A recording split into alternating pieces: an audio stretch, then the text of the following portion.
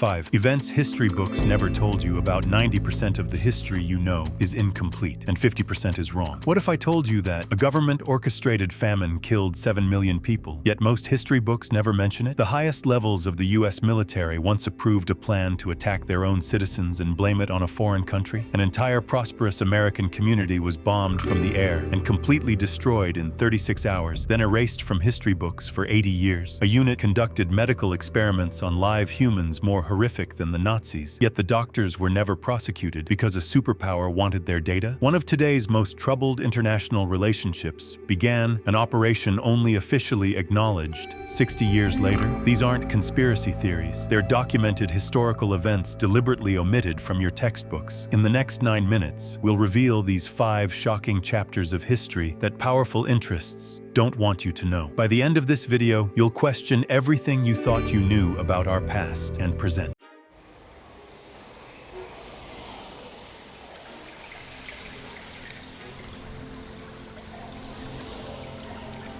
Between 1932-33, a famine known as the Holodomor occurred in the Soviet Union, particularly in Ukraine, and stands as one of the greatest tragedies in world history. Yet the Western world and history books have almost completely ignored this event, despite its death toll rivaling or exceeding the Holocaust. This systematically implemented policy, orchestrated under Stalin's regime, resulted in an estimated 7 million people starving to death in a country once known as the breadbasket of Europe. Eyewitness accounts describe streets littered with corpses, cases of cannibalism, and entire villages wiped out, while grain stockpiles sat locked in government warehouses. Why do so few people know about this? Because the Soviets created an iron curtain of information. They prevented Western journalists from entering the region, prohibited photography, confiscated all food, and recorded the cause of death as natural causes in documents. The few reporters who did witness it, like Gareth Jones and Malcolm Muggeridge, were discredited by Pulitzer Prize-winning journalists who parroted Soviet propaganda. Even today, some countries refuse to recognize this as genocide, with Russia actively working to suppress its memory. However, documents emerging from Soviet archives after their collapse show this was a deliberate policy to crush Ukrainian national identity and resistance to collectivization. The Holodomor remains the great forgotten genocide of the 20th century.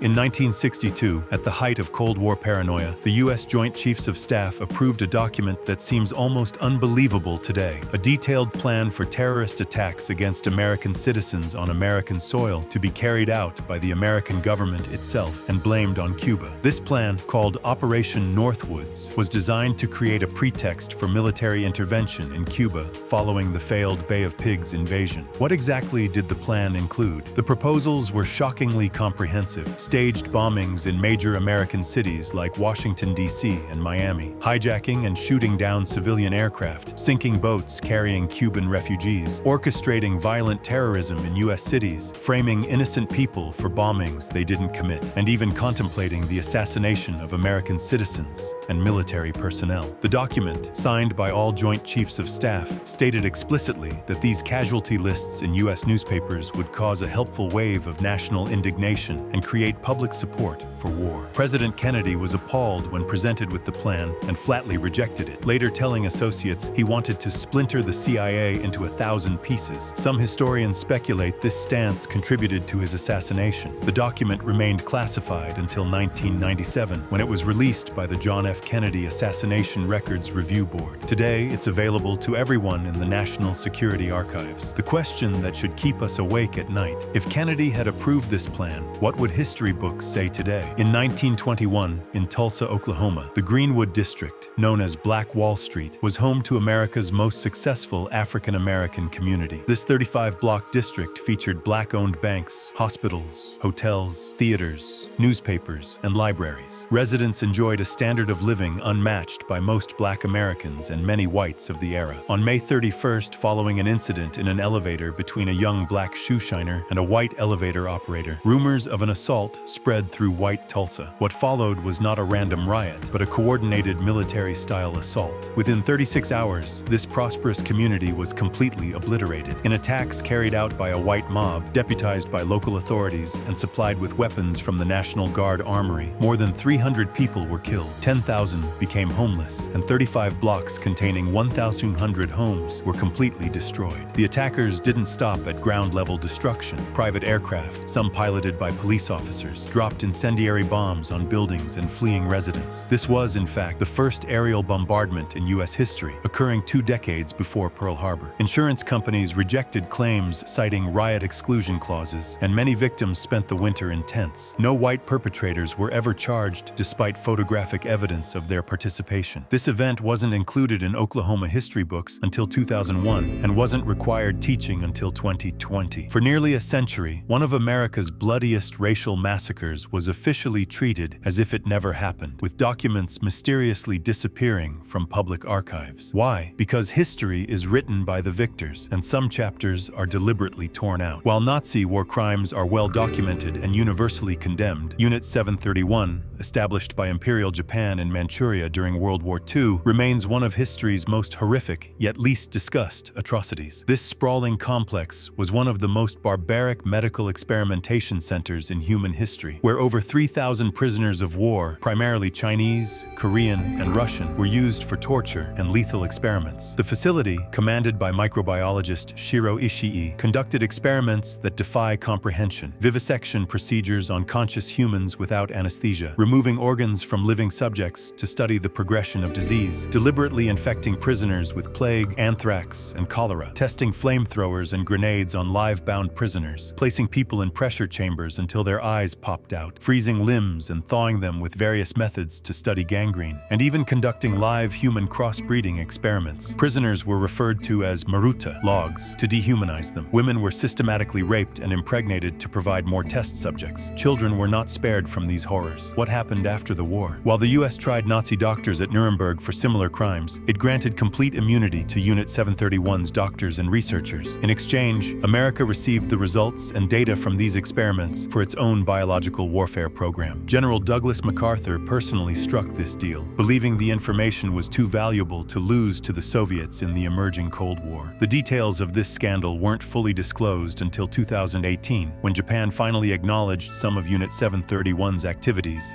after decades of denial. Most perpetrators lived peaceful, prosperous lives after the war, with many becoming heads of pharmaceutical companies and medical universities in Japan. This willful historical amnesia represents one of the most disturbing examples of political expediency trumping justice and truth. In 1953, Iran's democratically elected Prime Minister Mohammad Mossadegh was overthrown in a coup orchestrated by the United States and Britain. His crime? Nationalizing the Anglo-Iranian oil company, now BP, to ensure Iran's resources benefited its own people rather than foreign corporations. This coup, codenamed Operation Ajax, was the CIA's first successful regime change operation and established a template that would be repeated across the globe for decades. Declassified documents reveal how the CIA and British intelligence spent millions to bribe politicians, military officers, and mobs to incite unrest. They planted false stories in newspapers, bombed mosques while framing Mossadegh supporters, and finally organized a military coup when Mossadegh's popularity proved resilient. After the coup, Shah Mohammad Reza Pahlavi ruled the country with an increasingly autocratic hand for 26 years. His notorious secret police, Savak, trained by the CIA and Israeli Mossad, imprisoned, tortured, and killed thousands of dissidents. While Iran modernized rapidly under his rule, the vast majority of Iranians saw little benefit, with corruption funneling wealth to the elite while political freedoms vanished. The roots of the 1979 Iranian Revolution, the subsequent hostage crisis, and today's tense U.S.-Iran relations trace directly back to this intervention. When Iranians chant "death to America," they're not reacting to American values or people, but to a specific historical betrayal of their democracy. The CIA officially acknowledged its role in this coup only in 2013, 60 years after the fact. Was this detail in your history books? Probably not. Yet this single covert operation fundamentally altered Middle Eastern geopolitics and set the stage for decades of regional instability that continues to shape our world today. This is real history, the uncomfortable uncomfortable truths you didn't read in textbooks or learn in classrooms. The 5 events we've revealed today are just the tip of a massive iceberg of suppressed knowledge, from the Belgian Congo's genocide to the deliberate infection of Guatemalans with STDs by US researchers, from the corporate-sponsored coups in South America to the deliberately engineered famines in British India. History is filled with inconvenient truths that powerful institutions would prefer you never discover. Why does this matter? Because understanding the past is essential to comprehending the present. The patterns of power,